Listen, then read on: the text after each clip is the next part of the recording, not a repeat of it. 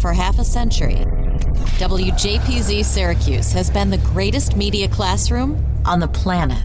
We've trained students from the 1970s to the 2020s on how to run a professional radio station. But the lessons learned and relationships formed go far beyond studios and transmitters. Taking a look back through the eyes of those who experienced it.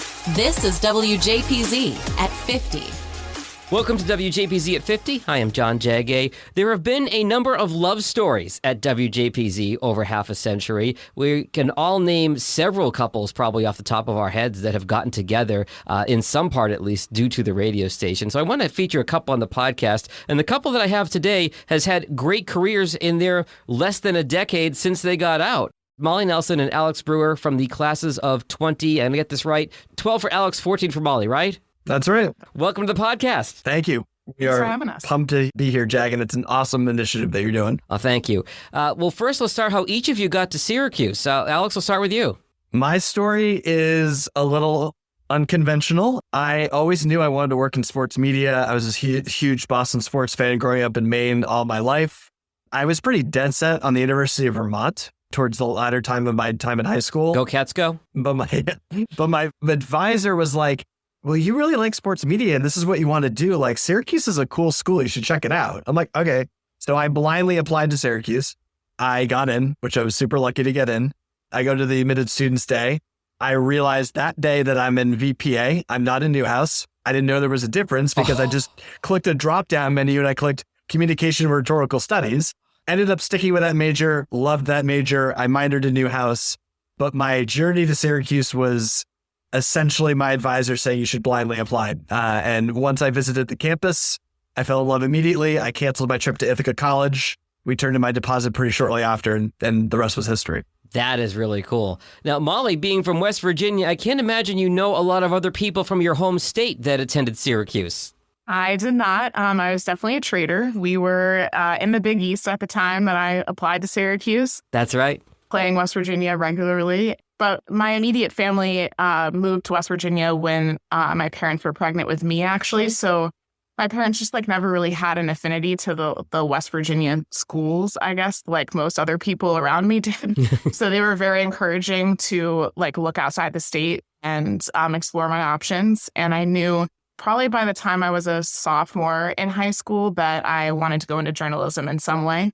So obviously Syracuse and Newhouse was top of the list. And I visited couple schools as a junior, and actually, same as Alex, canceled my meeting to Ithaca after I went to Syracuse. Rip Ithaca. Yeah.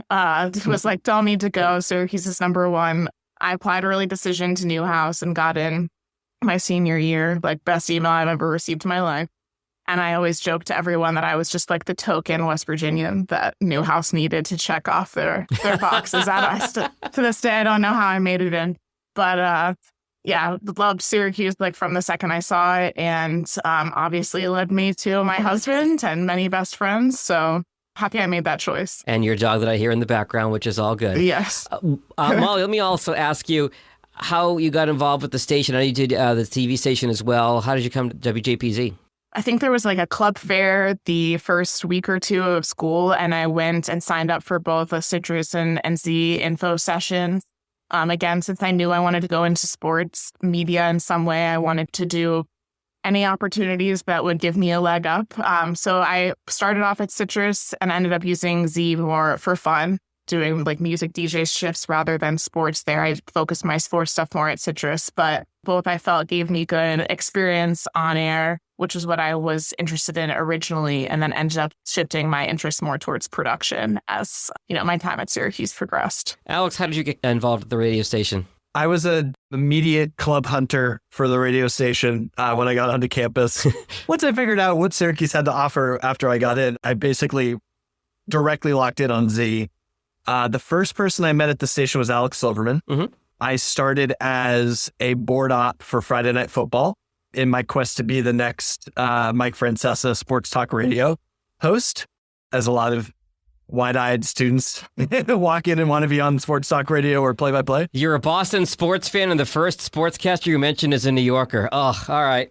I mean, as you know, as going to Syracuse, FAN has a lot of influence around the people that come there. So But yeah, so I started out producing Friday Night Football. I started working on getting cleared for the sports desk. It took me a while to get cleared, but once I got into the sports staff, that following year, I started to be more on air. So I'd say like my freshman year was a little lighter, even though I was very involved and wanted to be involved. And then basically starting my sophomore year, I joke, but it's not really a joke. My major at college was WJPZ and then CRS from then on out, where I met obviously a ton of wonderful people. I got involved on the music staff. I got involved on the executive board. And then from there, went on to GM and then went on to station advisor. So obviously I've been very thankful of a lot of the things that I did there. But yeah, my origin story was within a week of me being at college, I was like, how do I join the radio station? That's awesome. And I think, throughout talking about 50 years of the radio station's history, we have seen so many folks tell similar stories. And I love your line about majoring in JPZ because I feel the same way and so many of us have. All right, next obvious question. How did you two meet and get to know each other? So actually, Alex was the person like at the Z info session. He was GM when I was a freshman. So when I met him, I was like, I guess I should join the radio station too, and not just the TV station. I definitely was immediately smitten and had a crush on him for a very long time before he realized it. And we started dating officially the fall of my sophomore year and fall of his senior year. She would ask me fantasy football advice. It was her way of... I was trying to flirt. Yeah, but I was... Help me set my lineup. Even though I want to work in sports media, I know how to set my lineup. That was very obvious. At the time, I was on a sports talk show that was fantasy focused. So from my perspective, I was like, oh, well, I'm the anointed expert. Of course, people are going to ask me questions. Very naive to the origins of that. But yeah.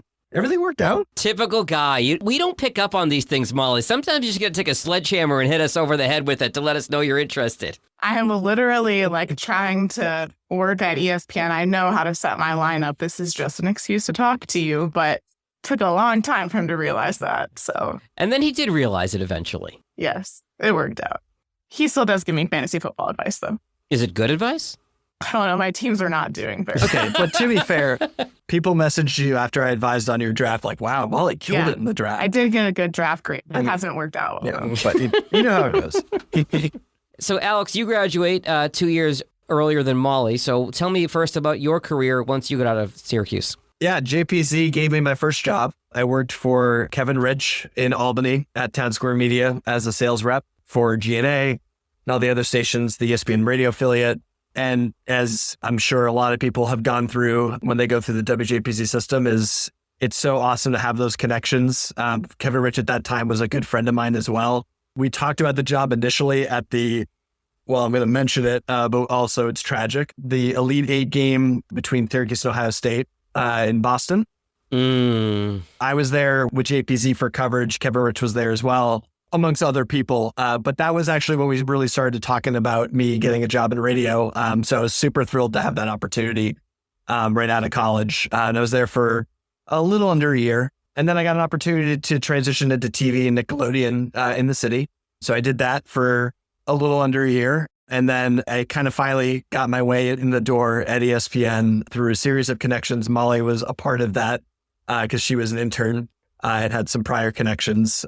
So getting to ESPN was a tag team effort across all kinds of colleagues, friends, and my wife, which was just kind of cool. So Molly, you're 2 years behind him. You're interning there. You're helping him get in the door. I love this idea because I think back to my time. I was class of 2002. Josh Wolf was the year behind me in 2003, and he helped me get a few different radio jobs over the course of my career. But at this point, you're still a student and you're helping Alex out. I think I was just very lucky to get the internship summer of 2013 at ESPN in the production program.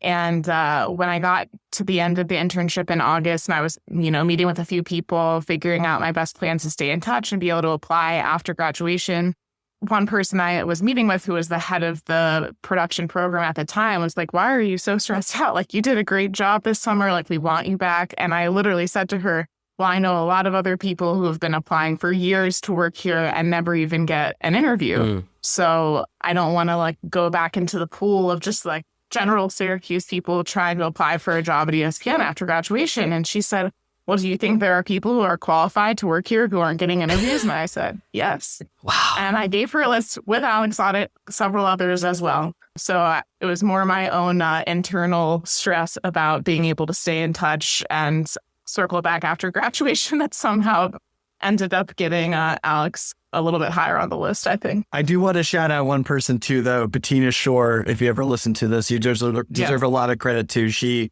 worked at Citrus TV. She wasn't very active at Z, but she worked at ESPN at the time in event production. We had known each other for a while, and she was very instrumental as well, with at least getting me in the right doors. So share this episode of the podcast with her when it comes out. And just so we're clear, you're actually dating at this point. This isn't Molly still trying to impress you, like asking for fantasy football advice and by trying to get you in the door at ESPN. You're actually together at this point. Yes. I was very honest about that. Got to put it all out there so HR knows, but they were aware. That still didn't stop the weird rumors that started going around, because the order of operations was I started at ESPN 6 months before Molly started officially as not an intern, but a full-time employee in studio production. So I obviously knew the room of PAs, and I worked on highlights for a Sports Center for NASCAR and other things at the time. So Molly comes in the door and people are like, wow, you were really friendly with Molly. That was really fast. Like, what is happening? It's like, no. Like, this has been going on for a while. We're just super, super duper lucky to be working at the same spot. And we got there independently, but also with some help. So yeah. You guys have both done some really cool things at ESPN, being so passionate about sports and getting to work at the worldwide leader. I'll start with you, Molly. What are some of the positions you held and things you did with ESPN?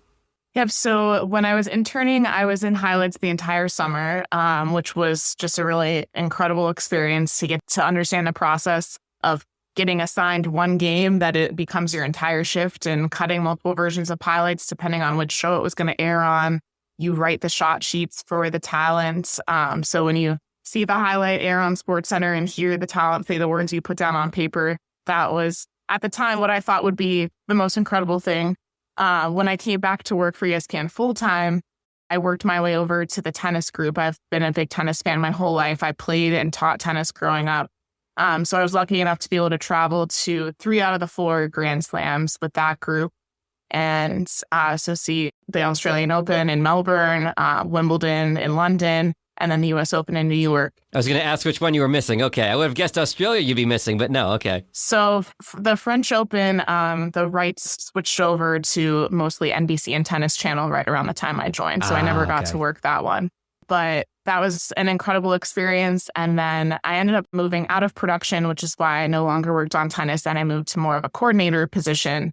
And through that coordinator position, I ended up working on the ACC network launch in 2019, which was amazing as someone who is now at an ACC school. Right. To be able to launch the network that so much Syracuse content was going to run on and get to, just work with all the different schools in the conference at that point to launch the network was really incredible. And to travel on the road, I got to do a show at Syracuse for a basketball game that year.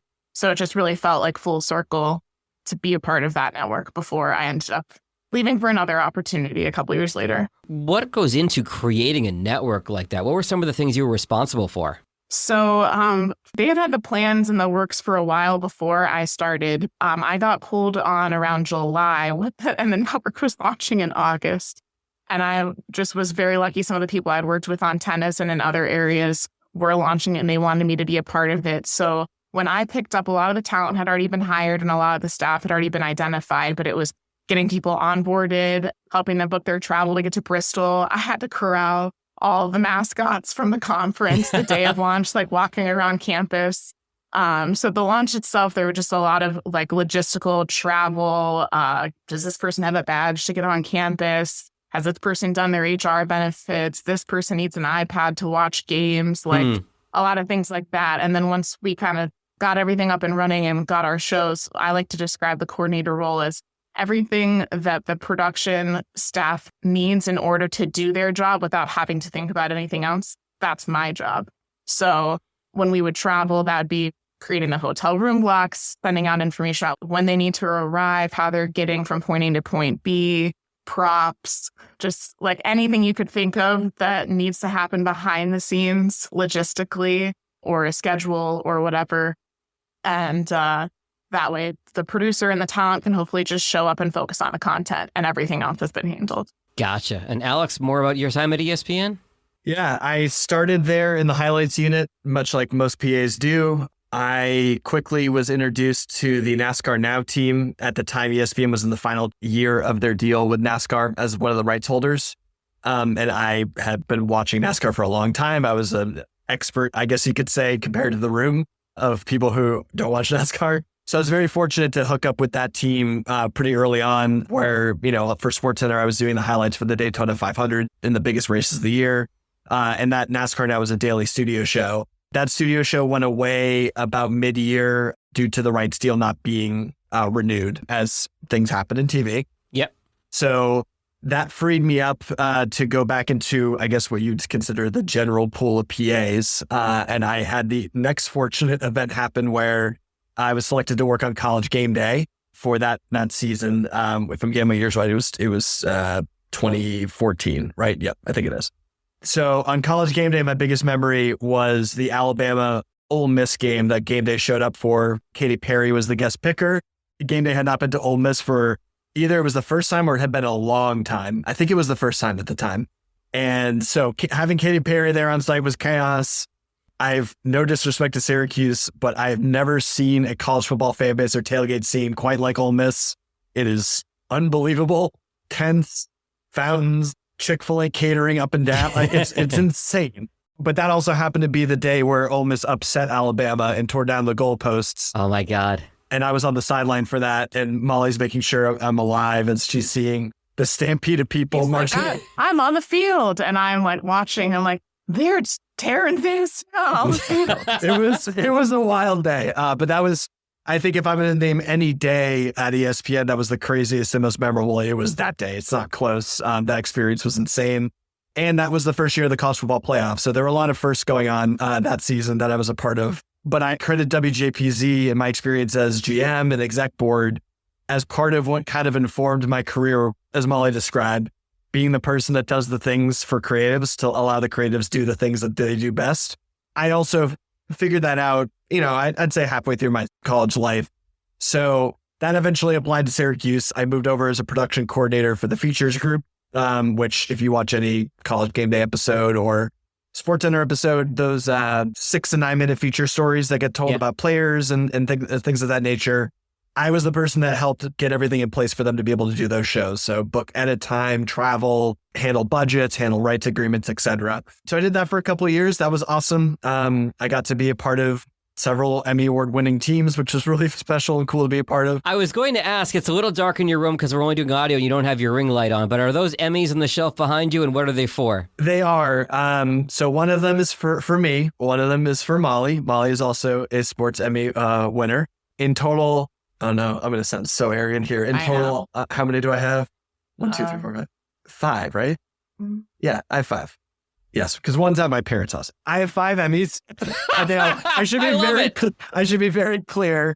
The Emmys I was awarded, I was a part of teams that made awesome feature productions. My job was to make sure they could do what they do. So the credit should go to mostly the creative work that went into it. But being a part of ESPN and being part of the Sports Emmy process, a lot of the categories are around feature documentary content. And we did a lot of that when I was in that group. So very fortunate to have those. And Molly's Emmy, before we forget, I don't want to shortchange her. Yes. So one of the groups that I supported as a production coordinator was SportsCenter, and they ended up winning for Best Daily Studio Show the last year that I was there. So I actually wasn't sure if I'd get my Emmy or not because they were sent out after I had already moved on. But luckily, my former coworkers took care of me and made sure I was still on the list. That was really incredible. And it was the year that everything shut down due to COVID. It was 2020 that we won. And so it was definitely a big logistical challenge to try and keep SportsCenter going every single day when A, there's not really any sports to cover anymore, and B, not really safe, or no one knows the rules of who can be around each other and how. So I do feel like I played a very small part in being able to keep the show on the air every day when that happened. But Alex lapped me like 5 times, so he's got more. Hey, the way I see it, I am talking to 2 Emmy Award winners right now. Let me follow up on that, though, Molly. What is it like to get SportsCenter on the air in COVID, especially in the early days when everything was locked down and vaccinations weren't out and all that kind of stuff? So they moved a lot of their comm systems to an app so that people didn't need to be in the control room together. They could have like their headphones on from their personal device, and they used that instead of our usual McCurdy system. Mm-hmm. So that helps people spread out and keep only the most critical people, like pretty much producer, director, in the control room. Obviously, mask policies were in place. There were travel restrictions for everyone. I'm sure lots of people can remember the travel advisories that were out at the time, like the first couple of months of COVID, where it's like for us in Connecticut, if you leave the state to go to Massachusetts or New Jersey or wherever, now you have to quarantine for 14 days. Like, Right. I was the person who had to kind of enforce that. Like, Oh, no. Thanksgiving's coming up. This PA wants to go home. Now they won't be able to come on campus for 2 weeks. So we ended up finding out a way with the IT teams for people to be able to remote into the edit machine so they could edit from home. Talent basically weren't allowed to go anywhere. Yeah. Because there's not that much of a workaround for them being in studio. We did send out a lot of at-home camera equipment as well. So yeah, it was a big push of technology and really like stretching our bandwidth of how you can get people to work from home on something that, like, in the past, there was no way you worked a production shift remotely ever. Right. It was never even considered. And all of a sudden we had to figure it out in like 72 hours. Yeah. I'm going to interrupt here because you were in a very unique place, Molly, when the pandemic hit. Do you want to tell the story of where you were? Not to do your job, Jack, but do you want to tell the story? Please go right ahead. So, well, funny enough, it was like the one banquet I wasn't able to go to. That's what I was getting. Was Banquet 2020. I'd been to pretty much every other one since we graduated. And I wasn't able to do that because ACC Network had launched that year, and we were on a 2-week stint in Greensboro for the ACC men's and women's basketball tournaments. So I'd already been there for like a week at that point for the women's tournament. The women's final was the weekend of the Z89 banquet, so I couldn't go. So that was, the Saturday, Sunday. And then the men's tournament started on Tuesday. And by Wednesday night, the NBA had canceled their upcoming games. And Thursday morning, our crew has the commissioner on the morning show, Packer and Durham at the time. The ACC commissioner comes on. He says, we are still proceeding with games. That show airs from 7 to 10. That interview happened in like the 9 o'clock hour. And then by noon, multiple conferences had announced that they were canceling their tournaments. At the time, the teams in the 12:30 tip game were already warming up and on the court. And by about 12:15, they called off the rest of the tournament. And so now I'm the one who's tasked with giving the direction to our team as far as what we're going to do. We still had to provide some TV coverage that day. Poor Jay Billis was sitting on that court for like 15 hours doing live hits back with the crew in Bristol while we rebooked everyone else to get home as quickly as possible. So what did he have to say for 15 hours besides, so it's canceled, no basketball? At that time, we didn't know that March Madness was going to be canceled. So it was a lot of like the NCAA tournament as a whole. These were just the conference tournaments. Right, okay. So there was a lot of speculation about how they would handle seedings if there's no champions in the tournaments this week and things like that. So the NCAA tournament itself, I think, was canceled like maybe Friday, the following day. So this was all happening on Thursday. And, we had to deal with a lot of crew and production staff that were, honestly, we'd been in a bubble. We hadn't been paying that much attention to global world news. We're like, Right. it was hard to get Purell in this week when we were on our shopping runs, but we did not realize how bad it was.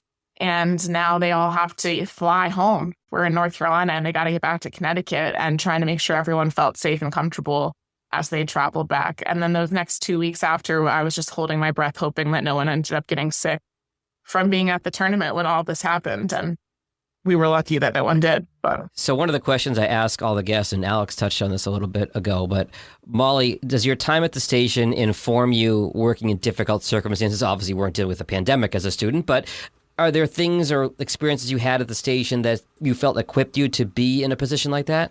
Yeah, so I know one of the things that Alex and I were talking about in preparation for this was the big renovations that went underway during our time at the station. And I was the associate general manager at Citrus at the time of those renovations. So I feel like, and Alex has a lot more to say on this probably than I knew because it really started with him and kind of finished with my class.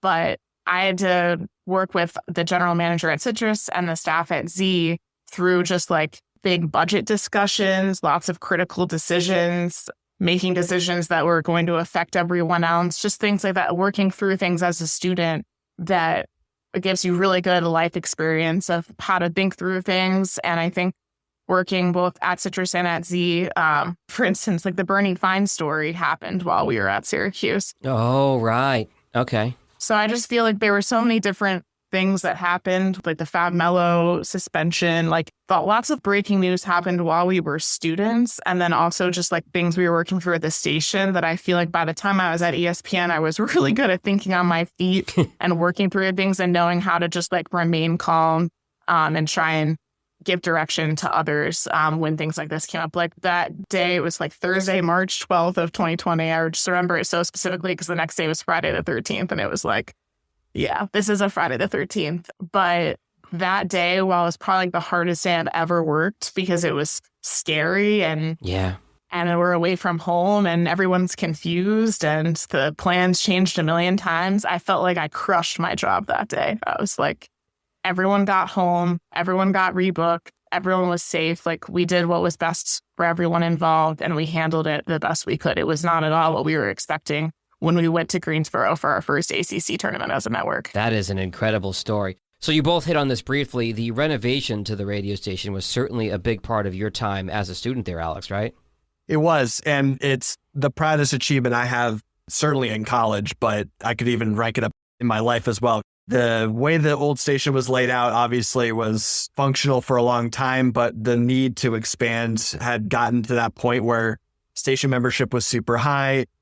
We had so many different opportunities with podcasts that were emerging and shows that were coming out like Orange State, Red Carpet Report. So we could use more facilities essentially, but Citrus TV could also use more facilities. So FoodWorks was in the middle, as many people know. And through a series of very fortunate events and through a series of many people's contributions, the university approved a plan to effectively remove FoodWorks and move it somewhere else so that Z and Citrus could both partner and expand into that space. You know, discussions of that started about 2010. It didn't really go into actual effect until about 2012. We got the approval in 2011. And just a big shout out to all the folks that put work into it. And if I missed your name, I'm so sorry, but they deserve the credit. Amongst the station staffers, Alex Silverman, Stephen Kurtz for making sure that station could come on the air once the renovations was complete. GMs that helped along the way, Craig Hoffman, Corey Crockett, Liz Doyen, to the Citrus TV folks as well, Brad Slavin, Kitty Maldani, my wife Molly, who is assistant general manager during the transition, as well as Ryan Bolton and Ben Slutsky. And then obviously a big thank you to the alumni and everyone that helped support that transition. Seeing that come to life was super cool. It was beyond the time I was there. It actually started getting built. Z went on the air winter break between 2012 and 2013 in the new renovated space, but I was still lucky to be working close by, so I came by to see it. But yeah, if you're pinning me down on the biggest achievement that I'm most proud of, it was to be a part of that team and be a small part to make sure that that renovation went through. It's WJPZ at 50. Hey JPZers, it's Sam Candell, class of 2018 and chair of this year's banquet committee. Banquet 38 will be March 4th, 2023, and you're not going to want to miss it. You can buy tickets now for $100, but only through January 31st. Get them now through the link in our show notes. Looking back at half a century of broadcast excellence. This is WJPZ at 50.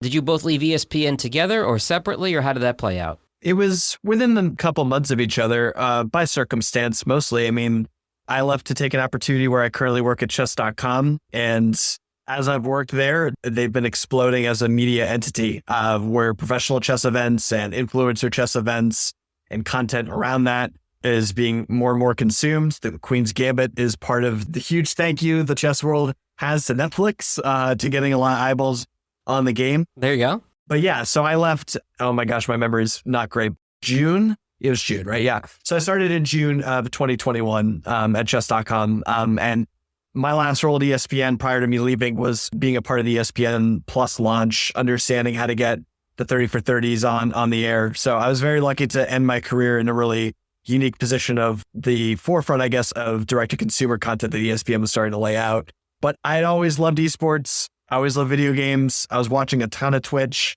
I started to kind of know all the chess personalities.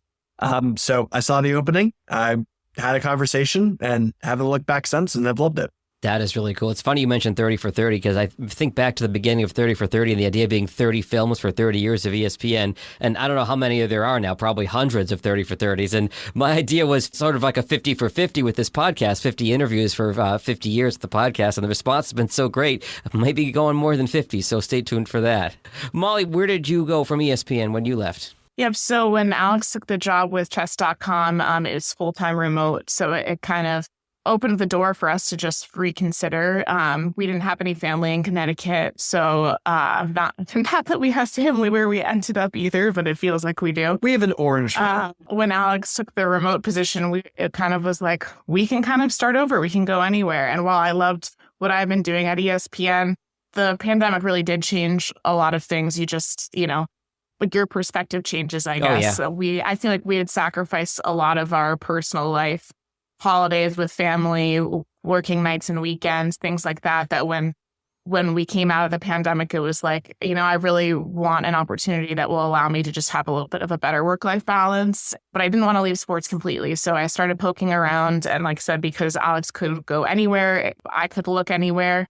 Just happened that Sidearm Sports had an opening for a project manager, which was very in line with the skill set I was working with as a coordinator. And so I felt like it was a really good balance of being able to still stay with sports. For those who don't know, it's a company that makes athletic websites, and it's pretty much the leader in college athletic sites, as well as a couple of other special projects that they have clients with. So I applied for that. I got the job, and we began the process of moving back to Syracuse.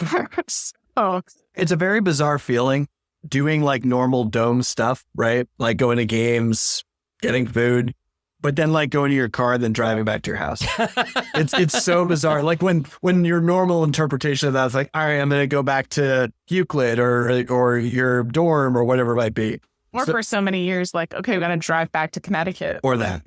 We've had to like almost rewire ourselves to be like, is this really happening? Like, we're really here? Like, this is crazy. There were so many JPZ alums that worked in the Syracuse market, largely in media after graduation. I think of my classmate, Matt Del Signor, who worked for WSYR as a reporter, and he said that he liked that job because it gave him a whole different perspective of what it's like to be a Syracuse resident as opposed to a Syracuse student. Mm-hmm. And he really fell in love with the city because of it. Yes, we can relate to that wholeheartedly. We live in Fayetteville. We get to do so many different things around the city, around the area. And I think we always kind of knew in the back of our heads this would be a great place to live because we could see our favorite sports teams play, still stay involved with the station and the other things that we do. So yeah, I totally hear about that. Obviously, as a student, well, at least when Molly and I were in school, Uber didn't exist, right? So it's a little harder to get around.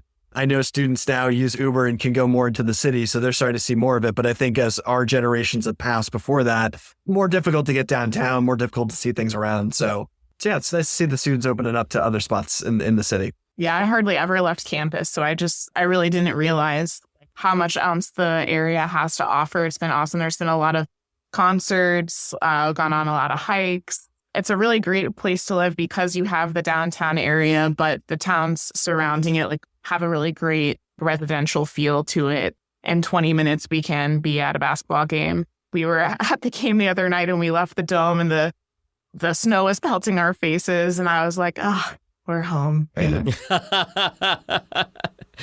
two of you notably love Syracuse, so much, in fact, that you got married there. Tell me about the Syracuse wedding.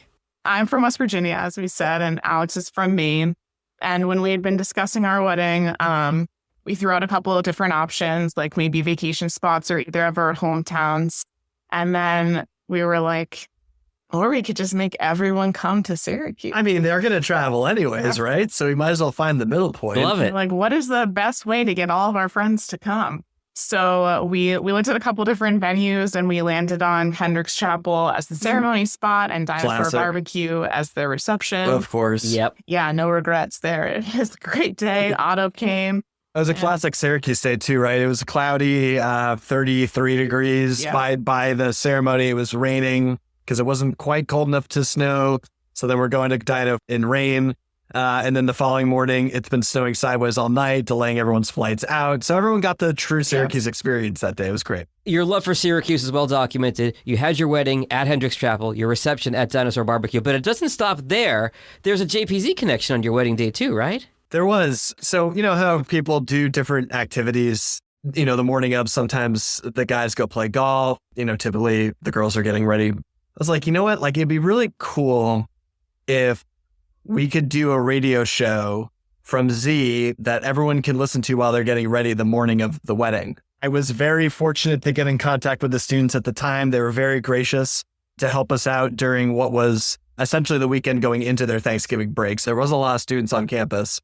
I don't know why they trusted us with this authority. Obviously, I am certainly not a student anymore. But you're a former general manager. That's got to give you some cachet, right? Sure, they gave me a little trust there, but I brought in my groomsmen that were awake at the time. I brought in some of Molly's family for Z alums that were there, Kevin Brown, Corey Crockett. So we had some professional on-air personalities a part of it. And we rotated all of Molly's cousins in, my brother Max. And we were on for about an hour or hour and a half or so. I completely wrecked the next gen music order. I just picked all kinds of songs from our era. I took requests from her pastor who called into the show. That's awesome. And the person who administered her wedding. And then one of your cousin's random friends called in to talk Washington Commanders football. Anyways, it was as chaotic but awesome as you could imagine. And yeah, it was just super cool to take over the station and do something like that. And it's fun to listen back on the air check. It was quite a collection of people in our lives that mean a lot to us that ultimately ended up on Z89's airwaves. So I'm super appreciative of the students and everyone to make that happen. We went into it thinking like, oh, Alex and Brown and Corey are just going to go over there and, you know, play a couple songs that the bridesmaids would want to hear. And that'll be that. But like Alex said, the family and friends that were in town were like, we want to see this. Like, they'd heard so much about Z89 and our connection and how we met doing the student media stuff. So the fact that they all drug themselves out of bed on a cold Syracuse morning after, you know, staying up way too late the night before, and they all went to the station and could kind of see Alex and Kevin and Corey in their element, that was really cool. And then for the bridesmaids back in the suite, we just had some speakers playing Z, and Alex would kind of intro like the songs with little personal tidbits about like, this one's for Eileen or what, you know. The people doing our hair and makeup were like, I can't believe that your fiance is just like on a radio show this morning. I'm like, yeah, this is normal.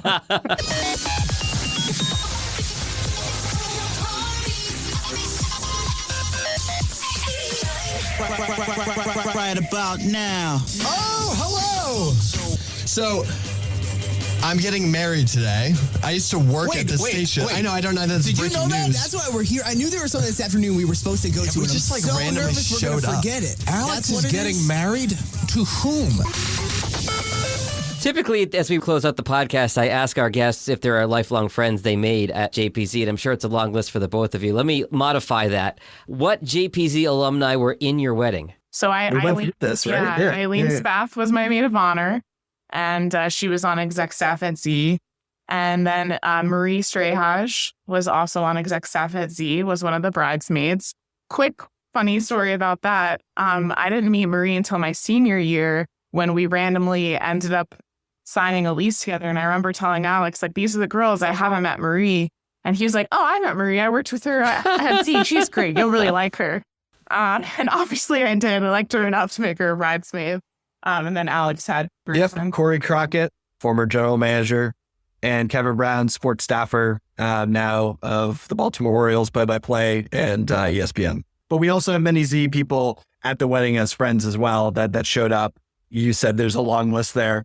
I don't want to do the list because I'll inevitably miss someone because I don't have it in front of me. But ultimately, Z was a huge part of that day, not just physically because of the a radio show early in the morning, but the lifelong connections that you make at Syracuse amongst student media. I do sometimes feel like when I ask that question of friends you made at JPZ and through the Alumni Association, I feel like I'm giving you, well, I'd say an Oscar, but I guess in your guys' case, an Emmy. And it's like, who do you thank? And you're always afraid you're going to leave somebody else. So I won't ask you to go give the bigger list. So I kept it small to who was actually in the wedding. Appreciate you. I will do a brief shout out to Alicia, who technically got trained at Z and was also a bridesmaid and had come back for Z banquet. But Yes. I think she would understand that she's not the first person I think of when it comes to Z. She was not super involved in it. But Gotcha. Shout out, Alicia. Well, Molly Nelson, Alex Brewer, thank you so much for spending some time with us today and telling us about how JPZ brought you together, how it taught you so many things, and the amazing career you've both gone on to since JPZ. Welcome home to Syracuse, and we'll talk to you soon. Thanks so much. Thanks for having us. thank you.